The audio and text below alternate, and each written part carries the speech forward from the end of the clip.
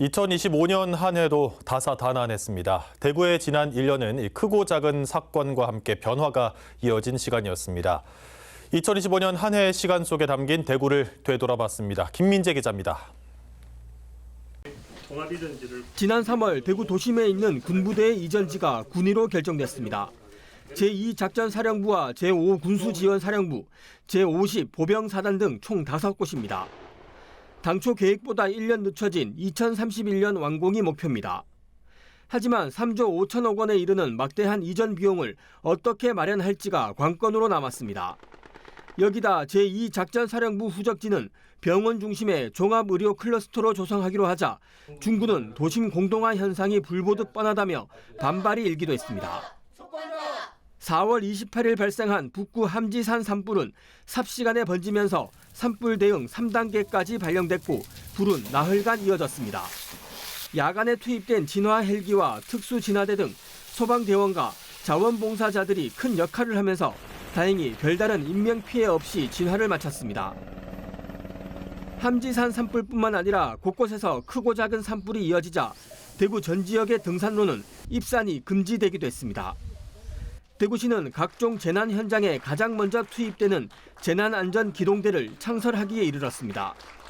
재난안전기동대를 어떠한 재난 상황에서도 신속하게 대응할 수 있도록 재난에 특화된 조직으로 키워나가겠습니다. 그래서 저희 지역에 재난이 발생하면 가장 먼저 현장에 투입되는 최전선 조직으로서 시민의 생명과 안전을 지키는 하수꾼 역할을 성실히 수행할 수 있도록 지원하겠습니다. 대구의 미래 50년을 준비하겠다던 홍준표 전 대구시장은 대권에 도전한다며 시장직을 돌연 중도 사퇴했습니다. 임기를 1년 2개월이나 남겨둔 시점이었습니다. 대구 시민사회에서는 비판이 쏟아졌습니다. 유권자에 대한 어떤 일말의 책임감, 존중 이것이 전혀 없는 거죠. 지 맘대로 됐다 그만두고 지 맘대로 됐다 그만두고 특히 이게 광역시 시정 또 광역도의 도정 이런 것들을 자기 권력 출세를 위한 징검다리 정도로 그렇게 가볍게 생각을 하고 홍 전 시장의 사퇴로 지역의 현안은 줄줄이 차질을 빚었습니다. 대구 경북 통합은 사실상 무산됐고 대구 경북 신공항 건설은 정부의 기본계획 고시만 이뤄졌을 뿐 재원 마련 방안을 확보하지 못해 2030년 개항은 물 건너갔습니다. 다만 취수원 이전은 정부가 강변 여과수 활용을 대안으로 내놓으면서 새로운 국면을 맞이했습니다. 필터링을 하면 거의 1급수 수준으로 올라오는 걸로 확인이 됩니다.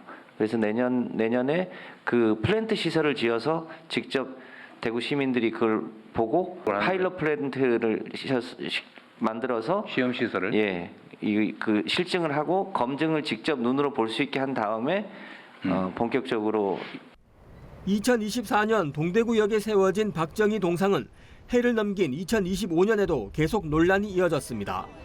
대구 지역 시민사회 단체에서는 박정희 동상 설치에 근거가 됐던 조례안을 폐지해달라고 시민 14,000여 명의 서명을 모아 시의회에 제출했습니다. 하지만 의회는 한 차례 보류 끝에 결국 지난 9월 부결했고 시민사회 단체들은 강하게 반발했습니다. 현재 박정희 동상 철거를 놓고 대구시와 국가철도공단이 소송을 벌이고 있어 이 문제는 2026년에도 이어질 전망입니다. 국민권익위가 전국 지방의회에 해외 연수비 부정 집행과 관련된 전수조사를 벌인 결과 대구 지역 지방의회도 예외가 아니었던 것이 드러나 파문이 일었습니다. 경찰 수사 끝에 대구시 의회와 서구, 동구, 달서구와 북구, 군위군 의회 소속 공무원 13명과 현직 구의원 1명, 그리고 여행사 관계자 8명이 검찰에 넘겨졌습니다.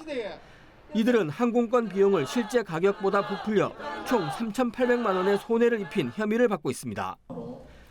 이 밖에 프로축구 대구FC의 2부 리그 강등과 여전한 대구 4호선 차량 방식 논란 등 2025년의 대구도 크고 작은 사건 사고에 이어 여러 갈등이 첨예하게 대립한 한 해였습니다. BTV 뉴스 김민재입니다.